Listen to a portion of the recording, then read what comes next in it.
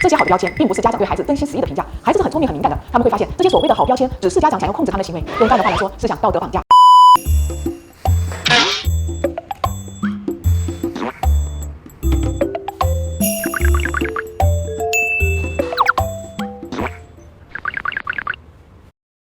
这个孩子难道又霸道又胆小粘人吗？其实豆豆平时并不霸道，他刚才特别担心小朋友踩到他画的飞机跑道，才一时情急推了人。而他平时也不胆小粘人，只不过刚刚被一个巨大的人形玩偶给吓到了，还没有缓过来。我们常常会忽略外在的情景，以为自己以小见大，看到了孩子的本质，给孩子贴上了标签。本频道每周更新科学实用的优质健康内容，欢迎订阅分享。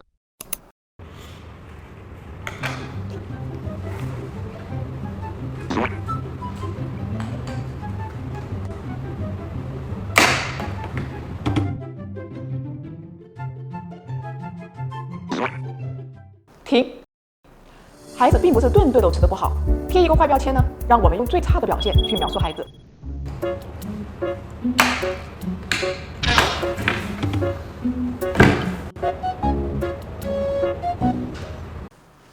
2岁的孩子正处于第一反叛期，他们还在学习规则和情绪能力。通常半年以后，他们就能够通情达理、友好协作了。一个简单、扁平、僵化的标签，往往不符合孩子的真实情况。千万不要随意给孩子贴上负面的标签。在美国有一个非常经典的实验，研究者对美国奥克小学的学生做了一次所谓的学习潜力测试。测试完以后呢，随机挑选出了20%的学生，告诉他们的老师，这些孩子具有突飞猛进的学习潜力。在这以后的1年半内，这部分学生真的在各方面进步最明显，特别是1、2年级的学生。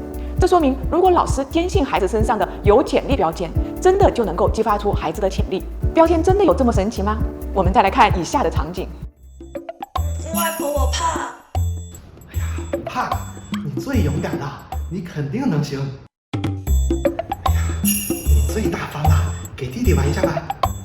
哎呀，你最乖了，来，站好。这些好的标签并不是家长对孩子真心实意的评价，孩子是很聪明很敏感的，他们会发现这些所谓的好标签只是家长想要控制他们的行为，用淡的话来说是想道德绑架。换言之，只有我们从内心相信孩子是有潜质的，是拥有那些好品质的，并且内外一致的对待他们，我们的好标签才会发生魔力。妈妈，我不想上学了。宝贝，不上学可不行呀。想给孩子贴负面标签的时候，我们不妨先停一下，了解发生了什么事情。宝贝，今天在学校有没有什么特别的事情呀？今天班里的……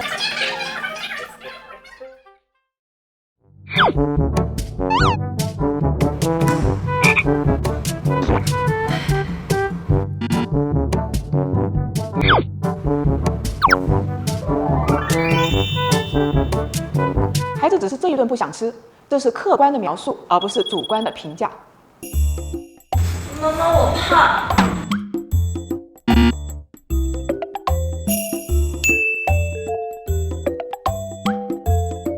我们尽量选用中性词来描述孩子的特质，别让孩子为自己的性格感到羞愧。